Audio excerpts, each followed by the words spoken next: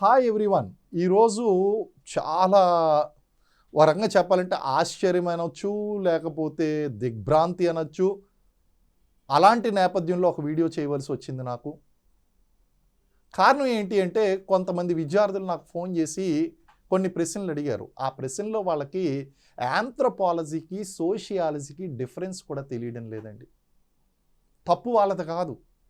వాళ్ళు గతంలో ఆంథ్రోపాలజీకి, సోషియాలజీకి తేడా తెలియనటువంటి ఫ్యాకల్టీల దగ్గర క్లాసులు వినడం వలన వాళ్ళకి ఇలాంటి డౌట్స్ బేసిక్ దీన్నే అంటున్నా అండి. కన్ఫ్యూజన్ నుంచి క్లారిటీకి వెళ్ళడమే సక్సెస్ అంటే దీన్నే అంటారు. ప్రతి సబ్జెక్ట్కి కూడా ఒక డిఫరెంట్ టెర్మినాలజీ ఉంటుంది, ఒక డిఫరెంట్ కాన్సెప్ట్ ఉంటుంది.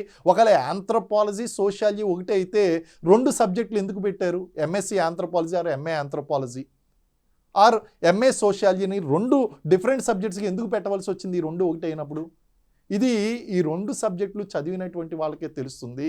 బయట ఎవరో బయాలజీ వాళ్ళు చెప్పినటువంటి ఫ్యాకల్టీ చెప్పినటువంటి సోషియాలజీ క్లాసులు, ఆంథ్రోపాలజీ వాళ్ళు చెప్పినటువంటి సోషియాలజీ క్లాసులు వింటే మీరు ఆంథ్రోపాలజీ, బయాలజీ నేర్చుకుంటారేమో తప్ప సోషియలాజికల్ కాన్సెప్ట్స్ అనేటువంటివి నేర్చుకోరు.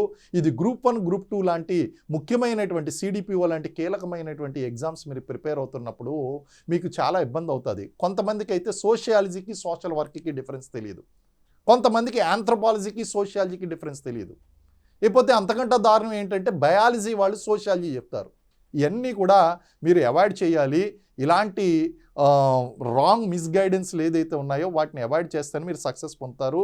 Be careful in your selection of faculty. మీరు ఫ్యాకల్టీ క్లాసులు సెలెక్ట్ చేసుకున్నప్పుడు చాలా జాగ్రత్తగా ఉండండి. Thank you.